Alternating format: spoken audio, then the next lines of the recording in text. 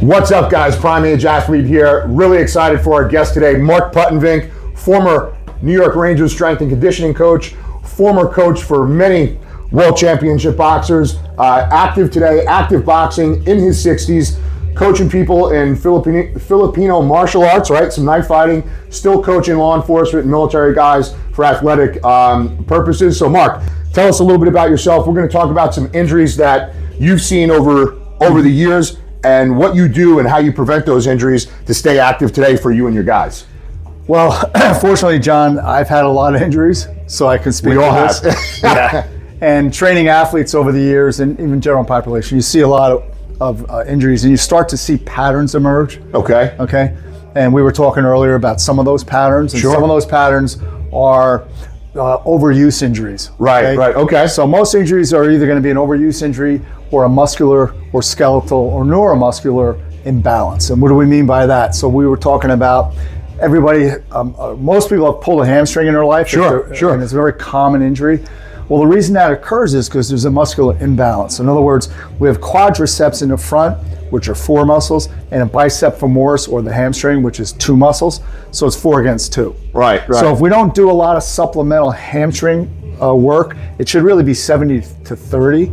2 things occur. We prevent a lot of knee injuries. Okay. Because the bicep femoris controls either side of your knee and the tracking, so to speak.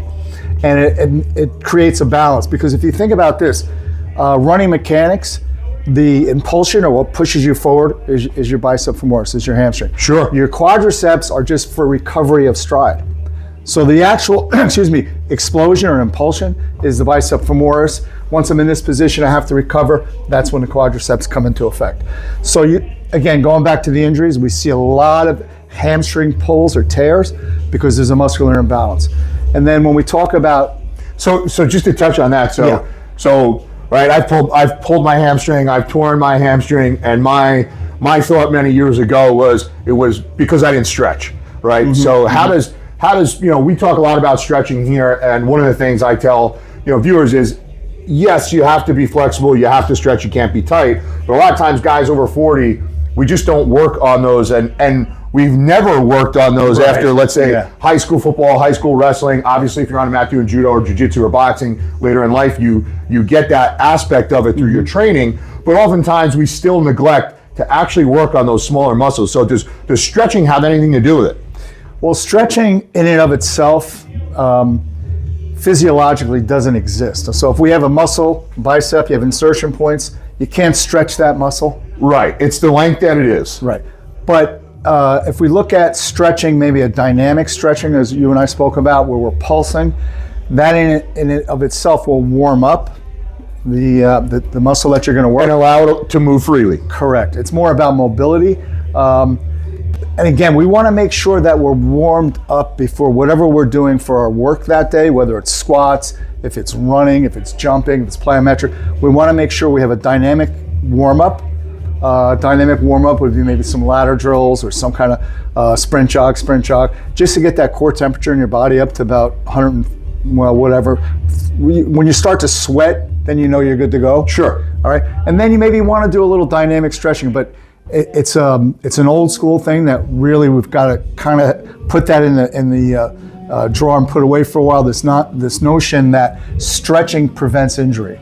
Well, I know when I was coming up, they used to say, hey, if you, and again, we're not all about, just the weight room here, but a certain aspect of it is the weight room. They used to tell us to not stretch before we hit the gym. You were actually more prone to injury when you stretched before you got your lift in.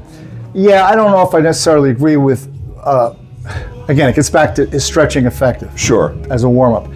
Even when so for instance, if you were a football player, right?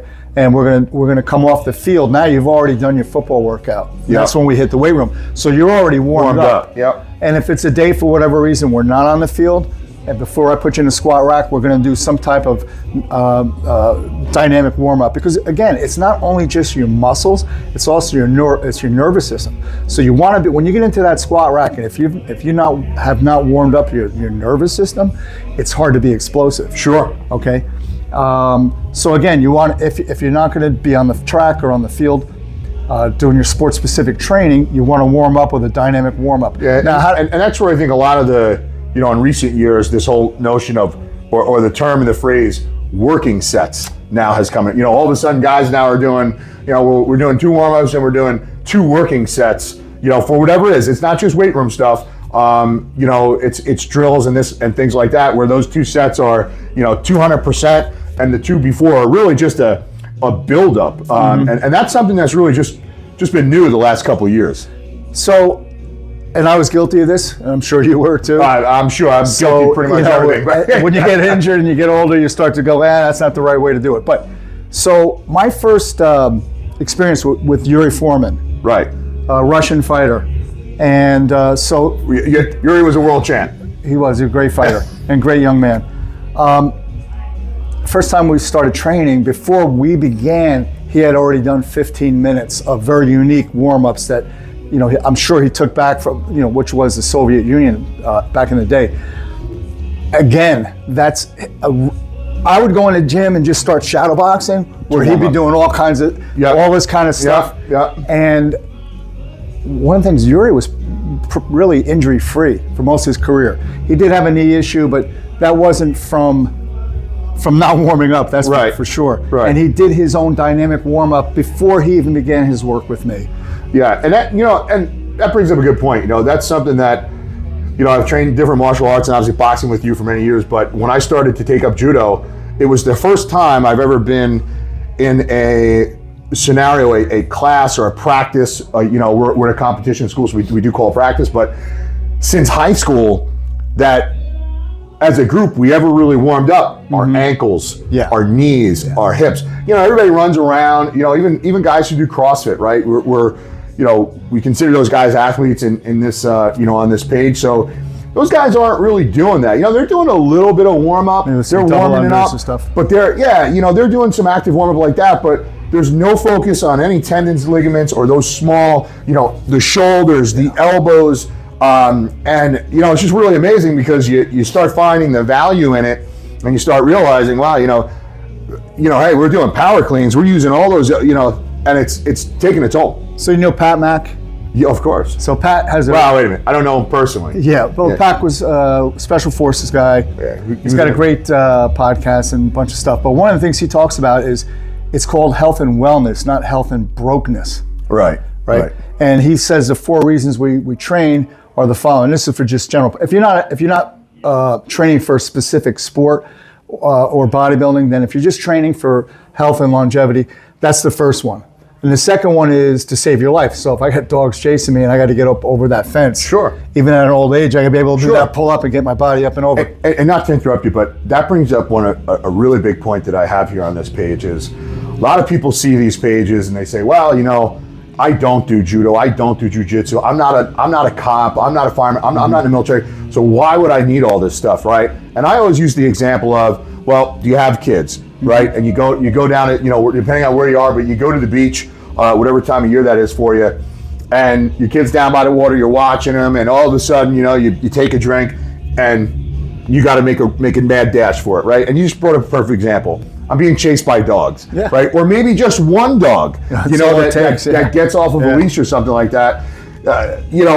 That's when you're going to need it the most, right? And you don't have to be an athlete. You could just be a guy getting out of his car at the 7-Eleven or the local gas station, and something goes awry. We see it all the time. I mean, a lot of dogs, I'm using this now as an example, is how many times you see parents, dish the leash to the kid, right? Who, 99% of the time is great, but you also have a dog that comes out and boom, off it goes, right? So again, it really could be anywhere. It doesn't have to necessarily be, you don't have to be in the business of saving lives to run into a situation where you're going to need some fast twitch muscles quickly. So, and that's the third one. So you got longevity, and then to save your life, and then maybe be Batman one day. Right. Maybe you roll, you roll up on a car that's in the river, and you got to pull somebody out. Can you do it? And then the fourth, helping others, yeah. And again, maybe it's just a matter of you got to move something for someone. Sure, right? yeah. That's an elderly person like myself. But. Well, listen, look, we all have parents. If you still have them, right? We've all helped mom or dad out, moving something in the house. And again, even such basic things like that. You're picking up a dresser, you're picking up a refrigerator. If you don't have those small stabilizer muscles in check, obviously you're much more at risk for injury. There's a lot of young guys. I mean, obviously we're primarily dedicated to guys over 40, but there's a ton of young guys who go to the gym at 25, and they're tearing this and tearing that. Having been a young guy, I'm a little bit more geared to that. Comes from pushing it a little bit over the line, even when you shouldn't. Hopefully by now, if you're over 40, you've kind of stopped that. But it doesn't mean it can't happen. So, and that brings us to the fourth one that Pat says we train. Maybe there comes an occasion where you do have to kick a little butt. Right. Sure. And hopefully it never occurs, but it can happen. And can you get yourself out of harm's way? Can you have at least the capability, because it goes avoid escape, or in the hierarchy of self-protection. Yep. So if you can't avoid it, can you escape? It's not always about here, right? Sure. It's about can I run away? Yeah. Can I get out of here? Yeah. What's the best self-defense protocols? Go to the track and do sprints. If you don't have to, don't do it. So that's like Pat's version of the hierarchy of why we train: longevity, save yourself, save someone else, and then kick some butt if you have to. And again, kicking butt could just be getting out of Dodge City. So tell us, what are some of the, obviously we can sit here and talk ligaments and ankles and joints all day, but what are some of the more common injuries that you've seen, and what are some of the ways to prevent that, and what are some of the ways that people get those in? Because everybody wants to talk about, well, if you have a bad rotator cuff and this and that, but how did you get it, right? I mean, outside of doing 400-pound behind the neck presses, how do boxers get it? How does the average Joe? I mean, you train a lot of guys who, we have a friend that's well into his 40s, had his first USA boxing match in his 40s, never boxed before he was at least 40 or 41. He did win. Mark was his coach. Multiple bouts. It was a great night. But, when you're coaching those guys, that's different from coaching a Yuri Foreman who's a world champ. Right. How do you prevent those guys? How do you keep them showing up? And how do you prevent them to get injured? And when they do get injured with another trainer, right? How does that happen? Well, as a trainer, and especially because I was with the New York Rangers as a strength and conditioning coach and a couple other programs, a whole bunch really, your primary concern is to not injure anybody with training. Of course. So that's being aware of the dynamic warm-up and why are we training? What is our, let's look at Yuri. He fought at 154 pounds. Right. Was my goal or his goal to be able to deadlift 500? Correct. No. Correct. It was very specific to what his job description, so to speak, was. For general population, you have to decide, well, do I want to aesthetically look better? Do I want to bodybuild? Am I a martial artist like John, who does a little bit of judo and boxing and Krav and all that stuff? Or I'm just looking to be the healthiest person I can be. Yep. All right. And then there's a professional athlete, which is a whole different, set of circumstances. Shoulder injuries. I have a really bad left shoulder, and that's from deciding in my middle 30s I wanted to bench press in competition over 300 pounds at 165 pounds of body weight. Oh, I did it. Yeah, all right. Yeah, you won. Along the way, I just shredded my left shoulder. So, and by the way, I'd do it all over again. But I mean, how many times do we hear that? And I'm one of them in certain things. Being new to or newer in the sport of judo, you get into that mindset, you get that tunnel vision. Hey, I got a competition coming up, I'm going to win it at all costs, and then you get hurt and you look back and you say, man, that was a local yokel tournament. There was no money involved. It wasn't a national qualifier for points. Risk reward. Risk versus reward. And how you have to change your training as you get older. Maybe there's some, again, whether it's on the mat, maybe there's some moves that you don't do now as you've got older, and maybe your body composition has changed. In the gym, maybe there's some movements that you're no longer capable of doing, but there's still ways to build that muscle group. Or again, maybe they're, in boxing, I think a little bit different, but maybe you just know you're not as fast as you were years ago, and you got to, That's other people. You're right. So again, you're coaching these guys who are in their 40s. How are we preventing injury? What are you seeing? The biggest mistakes that these guys are making when they're getting into the athletic world? So the second shoulder, Right. was sparring Danny. Okay. My good friend Danny. And as usual, as the way life goes, it was 10 seconds left in the last round. I threw an overhand right, and he blocked it, and I could hear clicking. And I'm like, well, that's probably not too good. Torn labrum. And I'm going to be the first to admit, because of all the years being so focused with how much can I bench press, I neglected those stabilizers, your ace, your rotator cuff muscles. And listen, no one likes to stand there in a gym like this Correct. or doing all that kind of stuff. But it's so important. It's so critical. It's not even maintenance work. People look at that as maintenance. No, you're developing strength. Right. And so what happened with me, both injuries were different ways they happened, but primarily there's an imbalance. I did not work my rotator cuff muscles over the years and all the stabilizers and supporting muscle groups for shoulder integrity, and there you end up with And that's a great example, right? Because what I noticed about that example is I injured myself boxing, but it wasn't from boxing. I was boxing at the time of the injury, but it was really from my time in the weight room of neglect over those smaller muscles. 100%. So again, and I think the misperception a lot of the times, with older guys in sports is, well, that's jujitsu, so you're definitely going to get hurt. Now, granted, I have my own feelings about some of the injuries that take place on the mat. A lot of them I think are unnecessary, just from guys not knowing what they're doing, or maybe knowing how to perform the movement, or the move rather, but just going a little too far, or trying to win at practice. But at the same time, it's not always the jiu-jitsu or the judo or the krav or the boxing where you receive the injury or sustain the injury. It's not really all the time what it's from, right? Especially, I know myself. I know if I'm doing legs that day, I'm probably not going to boxing, or maybe I'm going before and then I'm going to train my legs, right? Because I know my legs are going to be cement no matter if I go an hour later or 3 hours later. And what happens at that point? Well, now I'm not as fast on my feet, and if it happens to be a day, happens to everybody, you're there, you don't plan on sparring anybody, somebody comes in, hey, you want to work a little bit, and all of a sudden you roll your ankle because your upper body says, I want to go this way because you didn't do anything with it all day, and your lower body says, well, I want to go that way too, but I don't have the power to get there, and all of a sudden you're on your back and you're screaming because, or you're limping off out of the ring or whatever the case may be. So again, I think it's important to keep in mind that you might be training for an athletic sport, but you're improving those tendons and ligaments on your own for that sport. And that's a lot what we talk about here is train for what you're actually going to do. Just hold up for 1 second.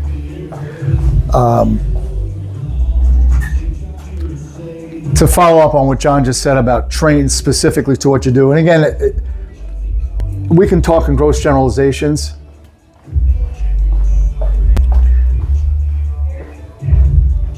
If you're an athlete, you're training for a very specific time, Right. an event, okay?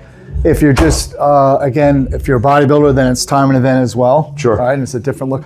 But overall, just for general health and to look good and feel good about yourself, there is no specific time and event. It's an everyday thought process. Right.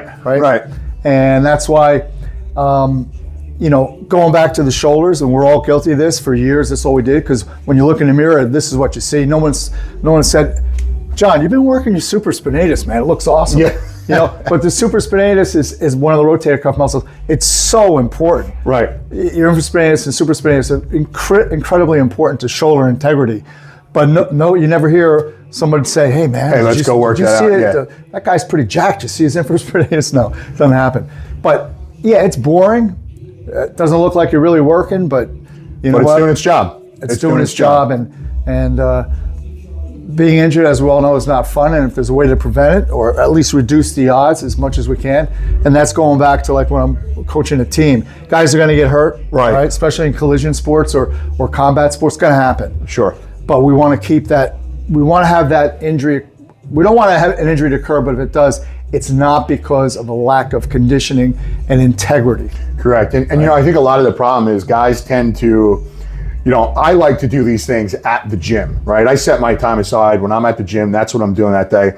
A lot of guys buy these bands, they put them in their house, and they're like, well, you know what? I'll do that at home because it's easy. And then the band never leaves the corner. Never happens. So, my suggestion just from how do I get this done consecutively is do it in the gym. Bring the stuff to the gym. Or if you're most of the time, most of these gyms, these bigger gyms, they all have this stuff, right? So, and it's not an exercise, in my opinion. You may disagree, that you do once a week. This is something you keep the reps high, 15, 20 reps, 2 to 3 sets, and you're doing it twice a week. I don't know if you have to do it 3 times a week, but at least twice a week if you're working on your ankles, your knees, and stuff like that. Again, that's going to keep you mobile, especially for I think some of the stuff we're going to cover today, where maybe it's maybe you're out hiking with your kids, right? We talked about this a little earlier, and you got your ruck on or your backpack, whatever, and you're going downhill, uphill, and you take a fall.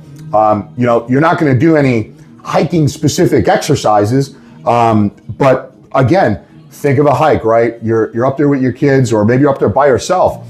After 4 or 5 hours, a general hike, I think a general hike is probably about 3-4 hours, right? Depending on the severity of it. Your legs are gassed, man. I've been on the top of mountains, and the second I take that first step to go down the mountain, my legs are cramped up, and I'm on the side of the mountain hydrating for 10, I don't want about 50 minutes, but I'm on the side of the mountain getting my electrolytes out. And by the way, the rest of some of those hikes were brutal. They sucked. But with that, you're way more at risk to take a fall, right? And that could be going up the mountain, that could be going down the mountain, whatever. So, well, we know that, I don't mean to interrupt, but we know that in athletics, regardless of the sport, but sports that are very technique centric, right? Once fatigue sets in, technique breaks down. Sure. And we know that. And in fact, that's why the 40-yard dash is 40 yards. Because physiologically, whether it's myself, yourself, Carl Lewis, or who's the most current guy, I don't know. Usain Bolt, that's a better one. We're all going to fatigue at about 4 seconds. Okay. And that's about 40 yards. But he's going to get there. He's going to get to 40 a little faster, a lot quicker. But regardless, we're going to fatigue at the same point he does, more or less. And that's why they use that as a standard length in football. Interesting. So, all right, why don't we go over? It sounds like we're going to go over some rotator cuff, some shoulder work. Yeah. That seems to be present, obviously, especially in boxing. We want to cater to our athletes, and I really like the points you made earlier before the cast about hiking and things like that, and some different mobility exercises in the legs that oftentimes people forget. And I'm sure you guys probably did a lot of that in hockey. Oh yeah, everything's multi-angle for sure. So one of the I'll demonstrate it. One of the things we do is we can get in a skating stride position and then take the outside or inside leg and kind of do 180 degrees. And what that really works is flexibility, mobility, and also core strength and balance. All right. One of the drills we do in boxing is, and you've done this with me, I'd have John spin 15 times in a row, so he's a little bit goofy, and then I just walk up and try to knock him off. And he's got to really maintain that balance, all right? Yeah. And that's it. We just did a video on, the muscles in your feet, right? A lot of guys who are doing athletics that involve being on a mat, it's very important. You're obviously on there barefoot. Gripping the mat with those small little muscles in your feet is super important. May not be something you quite do in boxing, but I thought, hockey players probably have really strong foot muscles from being on that unstable ice and just their whole stride and how it works. Again, it's just something that we oftentimes, nobody ever thinks about, well, let me work my feet today. Well, one of the best ways to work your feet, sand. To run on the beach, do multi-directional drills on the beach. In fact, there's a lot of science behind it that you expend a lot. There's a lot of calorie burning. A lot of calorie burning. And there's no pounding, so you don't have any of that DOMS or delayed onset of muscle soreness that you would have if you were doing traditional plyometrics. Yeah. Indiana State University, they've got a Bobby Knight basketball programs, world renowned. They actually have in their training facility a big sand pit. And the guys do the quick feet drills in the sand. Actually has that down in Tampa. For those of you who don't know Tampa, Florida, there's a ton of professional sports teams there. Baseball, football, might be a hockey team. There is a hockey team in Tampa Bay. And I won't say the gym name because we're not gonna get into that. But there's at least one I know of, and I think there's another one. They actually have a sand pit in the gym. And first time I saw it, I said, "Wow, that's pretty interesting. What exactly are you guys doing here?" And he said, well, and it was a football team. He said, this particular team comes down and they love this sand pit. They had the sandbags in the sand pit. And I thought, wow, that's really interesting. He goes, you come here on, I forget what night it was, but you'll see what they do, and it's pretty, this particular gym had an entire room. They actually called it a football room. Yeah. And outside the football room, they had this really big sand pit. It was really cool. And I thought, wow, that's amazing. Well, two things. Barry Sanders, pretty much injury-free throughout his career. Sure. And he said it's because I train in sand every summer. No kidding. Yeah. And then when I was with the New York Rangers, we had a prospect camp in the summer where all the draft picks and, Sure. some of the minor league guys came in, and we skated every day, we lifted every day. But Wednesday was what I called mental health day. And since our training facility was in Rye, New York, and there's a beach there, and it's in the summer, we go to the beach and we were doing sprints and all kinds of foot drills, and then we'd even go into the water up to our waist, and I'd have the guys doing crossovers. Do some running? Yeah, very specific hockey moves. So you get a little bit, but the sand was really, and then of course all the young girls would gather around. Who's this? Oh, just New York Rangers. So, I'm sure that was fun too. it was a little added bonus for the boys. But anyhow, yeah. So the sand is really, if you've never sparred in sand, Okay. I tell you what, 1 minute and you're done. Sure. Your legs are just absolutely cooked. Yeah. So I would take some of the guys like Richard and some of the Yuri, those guys. We'd do our track stuff, and then we'd go to where they do the long jump, and I'd have the guys spar in the sand. Yep. And they were crying within like a minute. There's actually beach sambo for those guys. I mean, a lot of people kind of. Well, I mean, Gracie started on the beach with their competitions, right? Yeah, for jiu-jitsu. I mean, a lot of guys, they have something to say about it, but regardless of your opinion, it's not easy. No. Yeah. So, all right. So, listen, why don't we get into some of the exercises, and we'll kind of go from there. So, I'm just going to leave it running. Yeah. Okay. So, as far as shoulder mobility or shoulder integrity, okay, in general, any type of pulling movement is going to be good. Okay. So I always tell people you're 70% pulling in the weight room, 30% pushing. Okay. Because all throughout life, everything's in front of us, right? Driving, typing, cooking, eating, Sure. writing, everything's in front of us. Even now, I'm using my Jersey hands to talk, Sure. but it's fine. So this is why, as most people age, I start to kind of slouch, because this is way overdeveloped and we've neglected the posterior part of our anatomy. So any type of pulling movement is going to be great, whether it's one arm rows, pull-ups, the seated pull on a machine is going to be, in general, if you incorporate that 2 to 3 times a week, it's going to be really beneficial to you in many ways. All right? Okay. Because again, it's not just the rotator cuff muscles, it's everything. It's the lats, it's your traps, all of that comes into play. So we're talking about some basic weightlifting movements. To continue that strength. And what about some? We see a lot of band work. Again, a lot of guys. Yeah. So in terms of band work, we always talk about external rotation and internal rotation. As it turns out, the most recent research, and I kind of incorporate this now, instead of doing a full extension to here and stopping here, all right, we want to start at this point and just pulse go out. Yeah, a little bit further. So those are great. And then, of course, any kind of static rotation in this position here is going to help. And this is all for the rotator cuff. Rotator cuff. And then, the labrum. Again, the labrum is a function of overdeveloping the posterior part of our body here with all our pressing. So, Mark, when you say posterior part of the body for the viewers, what are we talking about? Posterior, anterior. So front is anterior, posterior is the back. But we're talking about the shoulders. Shoulders, yeah. Well, in general, the whole body. If I had my druthers, and I tell most athletes, I tell them I don't really care for you guys to do a flat bench press. Of course, yeah. All right, and the reason I do pretty common now, right? It's pretty injury rich environment. But secondly, you played football. When did you do this? Right. When you got ran over, pushing a body off you. But other than that, you're shucking guys. That's a pulling movement. Right. It's an upward push.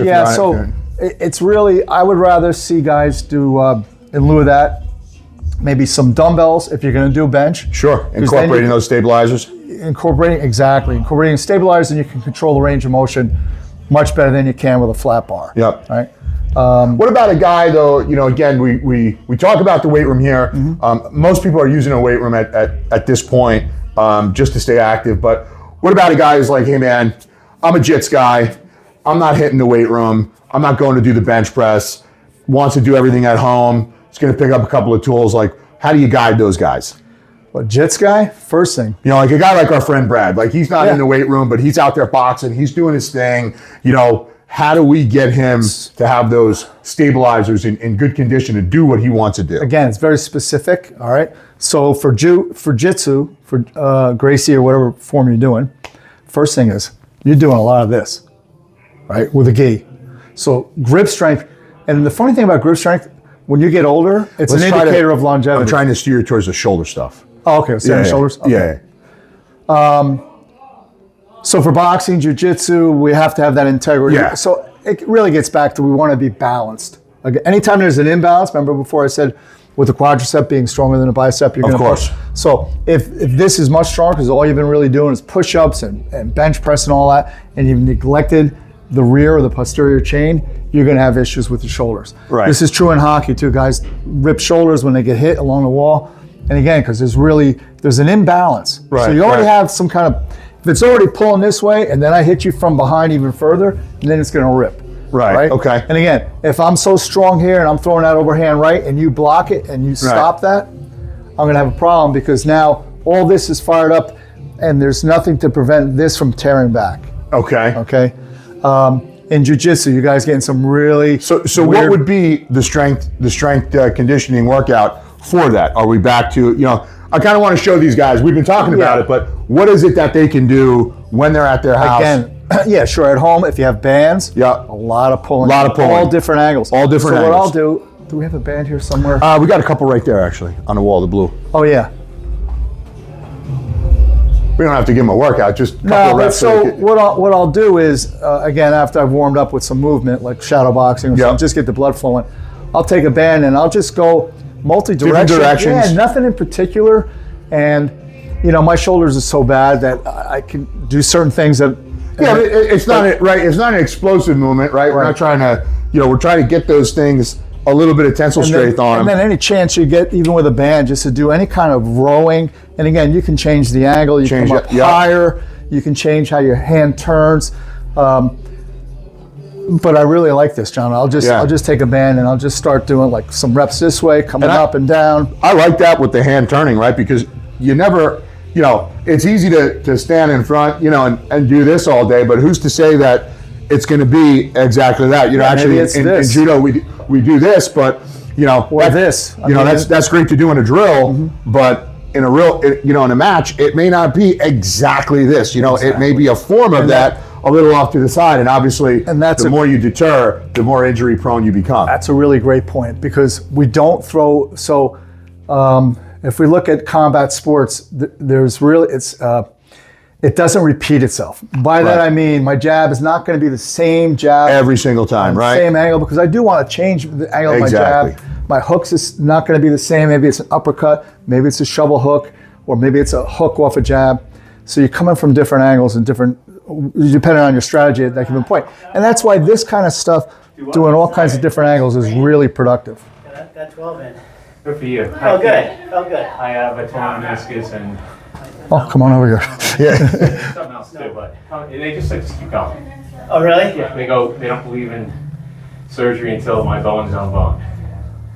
So he said, Are you able to run? Are you able to run? Yeah, I want the meniscus to tear.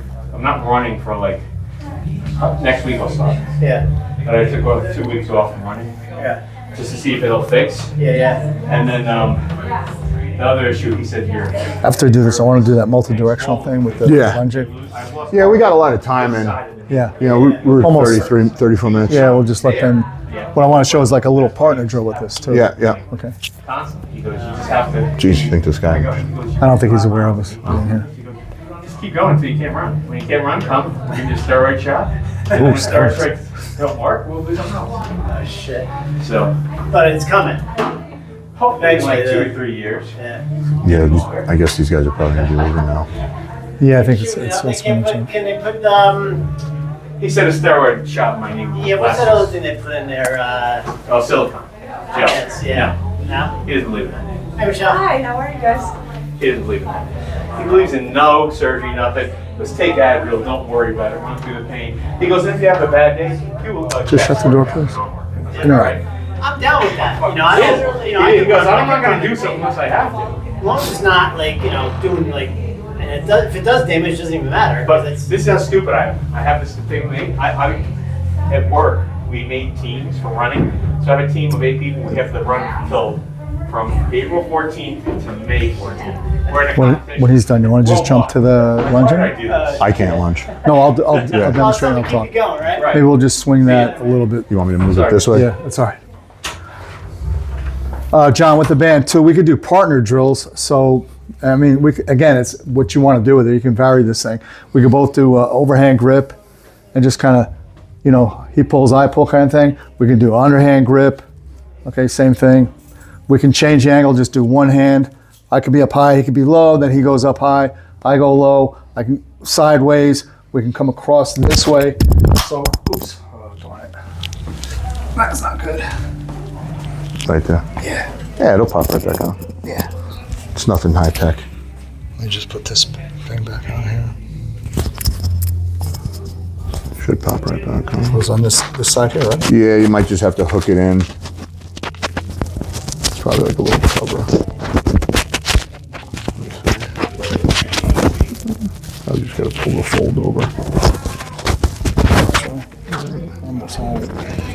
They got a little opening. Twist motion. There you go. All right. Anyway, let me do the lunging.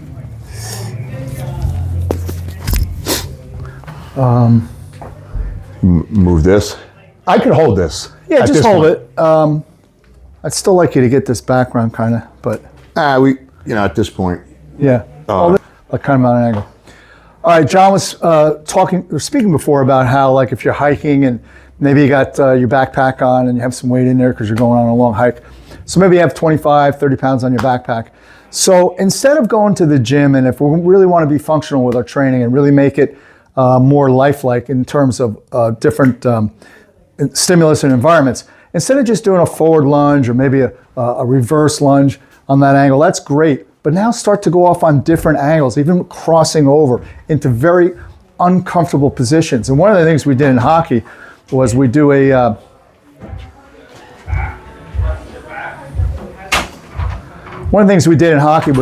static stride drill where, so I've just completed my stride on ice, but now I want to make sure I have integrity and a lot of core strength and stabilizing muscle group strength.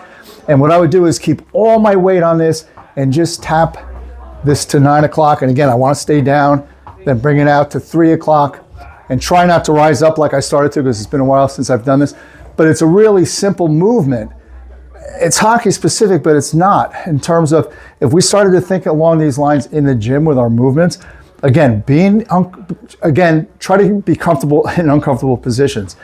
So again, if I'm hiking and I start to take a digger, I got to be able to have that stabilizing functional strength to prevent myself from face planting. And this is really, when we think about injuries occur because of imbalances, again, maybe that imbalance is from a static position, like I would do it in a stride where I want to, because in hockey I'm going to get hit. So I want to have that core strength here that I could stay low and complete my stride, okay? Yeah, so even self-defense, John. Someone comes up and pushes me from behind, am I going to go down face first? Or am I going to have that core strength and ability to turn around and react to it? Sure. So it's really life preserving, injury prevention, and they kind of all roll into one. Every year That's good.